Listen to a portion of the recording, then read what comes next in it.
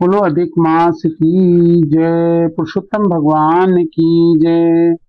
अधिक मास शुक्ल पक्ष की परमा एकादशी की कथा सुनाते हैं। कथा सुनने से और कथा पढ़ने से दोनों से ही फल प्राप्त होता है। जो भी माताएं बहनें भाई व्रत करते हैं एकादशी का, तो उनके लिए कथा है, तो सुने और आनंद प्राप्त लें।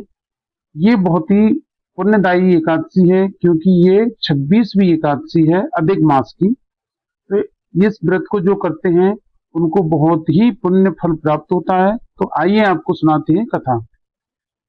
राजा युधिष्ठिर ने पूछा, हे जनार्दन, पुरुषोत्तम मास अधिक मास की कृष्ण पक्ष की एकादशी का नाम क्या है? उसके व्रत की विधि तथा माध्यम का विस्तार से वर्णन कीजिए। श्री कृष्ण बोले, हे राजन, इस एकादशी का नाम परमा है। यह मनुष्यों को मोक्ष, भोग तथा आनंद देने वाली है। पवित्र व पाप नाशक है। इस व्रत की विधि भी शुक्ल पक्ष की एकादशी के समान है। इस एकादशी के भक्ति पूर्वक नरोत्तम भगवान का धूप, दीप, नैवेद्य, पुष्प आदि से पूजन करना चाहिए। इस संबंध में एक पौराणिक कथा जो कालपीय नामक नगर में एक ऋषियों से सुनी थी, वैसे तुमसे कहता हूँ। तथा कपिल्य नाम नगर में सुमेधा नाम का एक अत्यंत धर्मात्मा ब्राह्मण रहता था। उसकी पवित्रा नामक स्त्री अत्यंत पतिव्रता और धर्म पारायण थी, परंतु वह किसी पूर्व जन्म के कर्मों के कारण अत्यंत दरिद्र थे। उन्हें मनुष्यों से भिक्षा मांगने पर भी भिक्षा नहीं मिलती थी। इस कारण भली प्रकार भोजन, वस्त्र और रहने को उचित स्थान तक भी नहीं था। कई दिन तक वे भूखे प्यासे भी रह जाते थे, परंतु उसकी पतिव्रता स्त्री स्वयं भूखी रहकर भी अतिथि सत्कार अवश्य करती थी। वह अपने पति से कभी किसी वस्तु की याचना न करती थी। इस प्रकार अपनी स्त्री के दुर्बल शरीर एवं घर में अन्न का अभाव देखकर सुमेधा एक दिन अपनी स्त्री से कहने लगा, हे प्रिय, यदि मैं किसी श्रेष्ठ मनुष्य से धन मांगता हूं तो मुझको कोई कुछ देता नहीं है। मैं क्या करूं, कहां जाऊं? धन के बिना घर के कार्य सिद्ध नहीं होते। अतः उसको परदेश जाने की आज्ञा दो, मुझको परदेश जाने की आज्ञा दो। पति के दुखपूर्ण वचन सुनकर वह सुंदर नेत्रों वाली स्त्री नेत्रों में आंसू भरकर तथा दोनों हाथ जोड़कर बड़े विनीत भाव से अपने पति से आज्ञा मांगकर कहने लगी, हे स्वामी, संसार में मनुष्य को जो कुछ मिलता है वह पूर्व जन्म का दिया हुआ ही मिलता है। बिना दिए चाहे स्वर्ण के सुमेरु पर्वत पर चला जाए, वहां भी कुछ नहीं मिलेगा। अपने पूर्व जन्मों के में मनुष्य विद्या, धन या भूमि जो कुछ भी दान देता है वही इस जन्म में पृथ्वी पर मिलता है। ब्रह्मा ने जो कुछ भाग्य में लिखा है वह किसी जगह भी मिल सकता है। मैं आपके बिना क्षण मात्र भी नहीं रह सकूंगी। पति के बिना संसार में स्त्री का कोई, पति का माता पिता, भाई बंधु, सास ससुर और दूसरे कुटुंबी जन कोई भी आदर सत्कार नहीं करेगा। सब पतिहीन तथा भाग्यहीन कहकर निंदा करेंगे। अतः इस जगह रहकर जो भी मिले उसी में सुख जानिए। अपनी स्त्री के ऐसे वचन सुनकर वह ब्राह्मण परदेश चला गया। एक समय मुनियों में श्रेष्ठ कौंडिन्य मुनि भाग्यवश वहां पर आ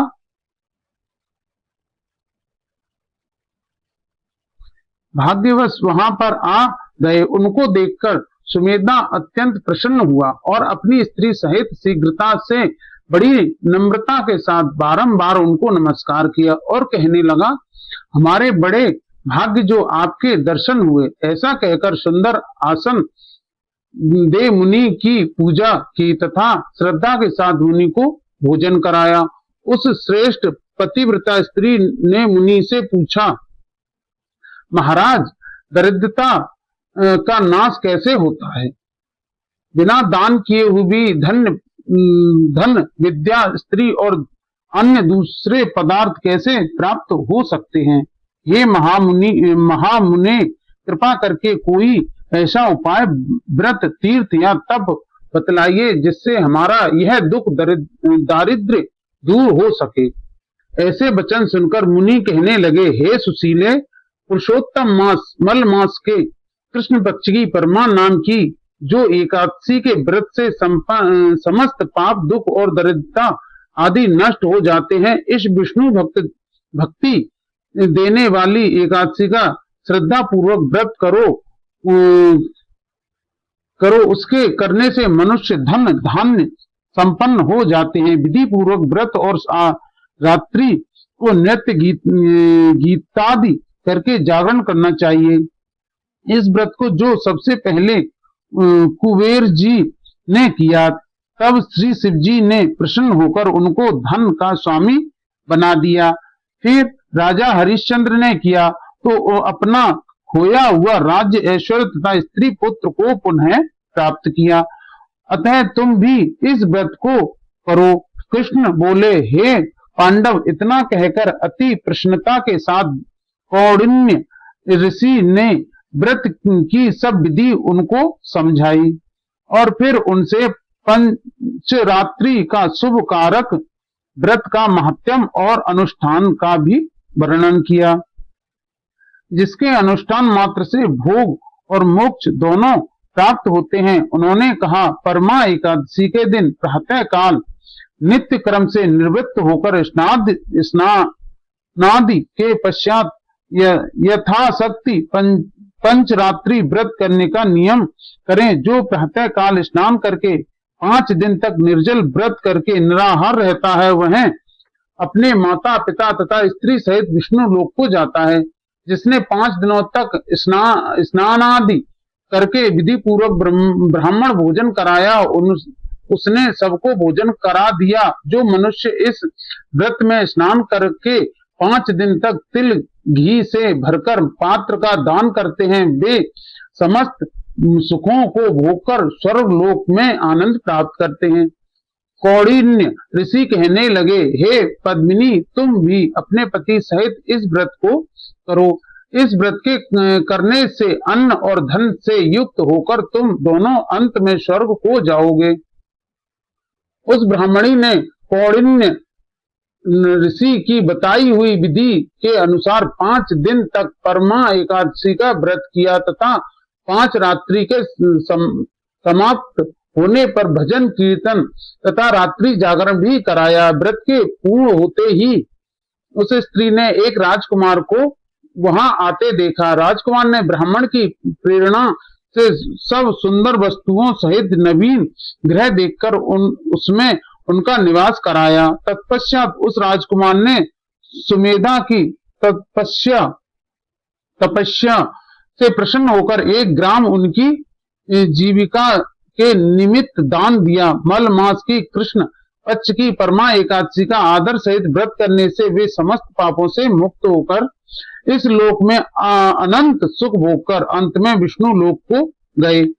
जो मनुष्य मानव देह प्राप्त करके भी भगवान विष्णु को प्रिय अधिक लौंद मास में एकादशी का व्रत नहीं करते, वे 84 लाख योनियों में भटकते हुए दुख पाते हैं। मनुष्य देह अत्यंत दुर्लभ बड़े पुण्य प्राप्त से मिलती है। भगवान श्री कृष्ण बोले कि जो कोई मनुष्य मल मास की कृष्ण पक्ष की एकादशी को विधि पूर्वक और श्रद्धा से पंचरात्रि व्रत और परमा एकादशी का व्रत करेगा, वह इंद्र के समान भोगों को भोगकर अंत में तीनों लोकों में बंदित होकर विष्णु लोक को प्राप्त होगा। कृष्ण भगवान द्वारा कहे हुए इस महात्म्य को सुनकर राजा युधिष्ठिर ने अपनी पत्नी तथा भाइयों सहित एकादशी के व्रत को किया और अनेक भोगों से को भोगकर अंत समय में भगवान विष्णु के वैकुंठ लोक को गए। इस दिन फलाहार, जिस महीने में यह एकादशी आए उस महीने में प्राप्त होने वाले फलों का सागार और फलाहार लेना चाहिए। एकादशी महात्म्य की जय। बोलो एकादशी मैया की जय। बोलो परमा एकादशी की जय। अधिक मास की जय। पुरुषोत्तम भगवान की जय। तो एकादशी का महात्म सुना, आपने कथा सुनी। अगर आपको ये वीडियो अच्छी लगी हो तो लाइक करें, शेयर करें, सब्सक्राइब करें और कमेंट में जय श्री हरि विष्णु जरूर लिखें। बोलो एकादशी मैया की जय। पुरुषोत्तम भगवान की जय।